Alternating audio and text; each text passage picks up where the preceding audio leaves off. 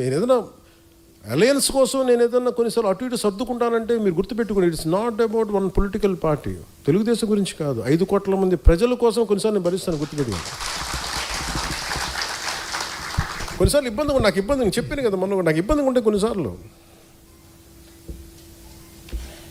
అని నేను చెప్పాను. నేను ఇచ్చినప్పుడు మనస వాచ కర్మ చేస్తాను. నేను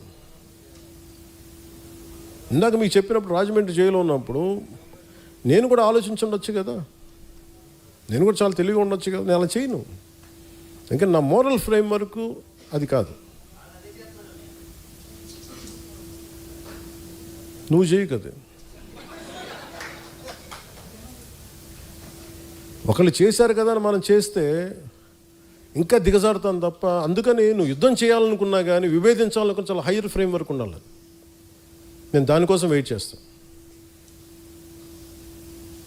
అది ఏమైపోతుందంటే అది హుందాయిన గొడవ ఇవ్వదు, చాలా చండాలమైన గొడవ ఇస్తాయి. మనల్ని మనం గొడవ ఎప్పుడు పెట్టుకోవాలంటే మనల్ని పెరిగేంత గొడవ ఉండాలి. నువ్వు గొడవ పెట్టుకుంటే ఎలా, నేను చాలా దగ్గరగా చూశాను. నేను ఆయనకి నేను ఏదో చెప్పానంట, ఆయన నన్ను తిట్టారంట. ఇది వీరు విన్నారంట. వీరికన్నా మనోహర్ గారికి తెలిసిన వ్యక్తి ఆయన చెప్పి, మనోహర్ గారు చెప్పి ఆయన చెప్పారంటే వీరు విన్నారంట. నాకు ఏమనిపిస్తుంటే,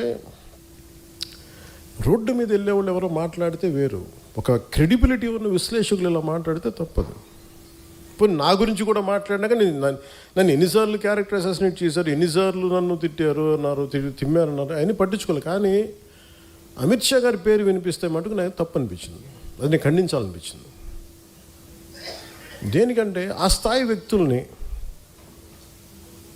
కశ్మీర్ని ఆర్టికల్ 370 రద్దు చేయించి అలాంటి పరిస్థితులను హ్యాండిల్ చేసిన వ్యక్తి, వెస్ట్ బెంగాల్ని అసలు దేశంలో ఉంటుందా లేదా భవిష్యత్తులో ఉన్న దాంట్లో నుంచి దేశాన్ని దాన్ని బయటికి తీసుకొచ్చిన వ్యక్తి, అలాంటి వ్యక్తి గురించి తేలిగ్గా మాట్లాడేస్తే మరి స్థానికంగా ఉన్న ఆంధ్రప్రదేశ్ బీజేపీ నాయకులకి ఎంత బాధ ఉందో నాకు తెలియదు. కానీ ఎందుకంటే ఇద్దరే మాట్లాడారు, అమిత్ షా గారి గురించి మాట్లాడితే.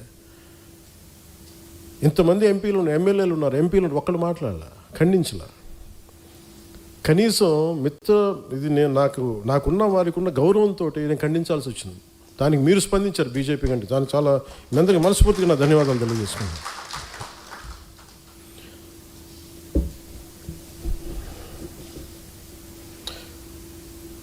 కానీ ఇంకా మీరు మెత్తగా ఉండకండి. నేను మౌనంగా ఉన్నానంటే మెత్తగా ఉన్నాను కాదు, గట్టి పడతానని అర్థం. ఒకసారి నేను కామ్గా ఉన్నానంటే నేను సహనంగా ఒక సరైన సమయం కోసం చూస్తానని అర్థం, అంతేగాని బలహీనత కాదు నాకు అది. 2 సంవత్సరాలు కూర్చోబెట్టి ఏం మాట్లాడట్లేదు, మమ్మల్ని గుర్తించట్లేదు, అలయన్స్లో కొన్నిసార్లు ఇబ్బందులు నన్ను పట్టించుకోవట్లేదు అని ప్రతిసారి చెప్తా ఉంటే, నేను బాధ్యతలు అప్పగిస్తే ఎవరన్నా, నేను ఒక వ్యక్తిని పెడితే, మనోహర్ గారిని పెట్టాను చాలాసార్లు. మనోహర్ గారి మీద 100 మంది కంప్లైంట్లు, హరిప్రసాద్ గారిని పెడితేనేమో ఆయన మీద ఒక కంప్లైంట్లు. ఆయన ఒక పెద్ద ప్రముఖ దినపత్రికలో పనిచేసి రిటైర్డ్ అయిన వ్యక్తి. ఆయనకి నాకు ఆయన అవసరం ఉంది కానీ ఆయనకి నా అవసరం లేదు. వాళ్ళందరూ ఇష్టపడి వచ్చారు నాకైతే చేయడానికి. ఇలాంటి వాళ్ళందరినీ కూర్చోబెట్టి మనవాళ్ళే ఇట్లా మాట్లాడుతూ ఉంటే నేనేమనుకున్నానంటే, దీనికి ఫర్ ఎగ్జాంపుల్ ఒక పార్టీ నడపాలి అంటే ఒక మిలిటరీ యూనిట్ నడిపినట్టు డిసిప్లిన్ కావాలి. అలాగే మనం డిసిప్లిన్ ఉంటే తప్ప అలయన్స్లో మనకు బలం రాదు, గుర్తుపెట్టుకోండి. అలయన్స్ కూడా దేనికైనా ఉంటుంది, నేను చెప్పాను కదా, దీనికి సమయం ఉంటుంది. ఈ లోపల మీరు కూడా బలపడాలి. బలపడటం అంటే కూర్చోబెట్టి పదవులని కాదు, ఏకభావంతో ఏకాభిప్రాయంతో ఉండటం.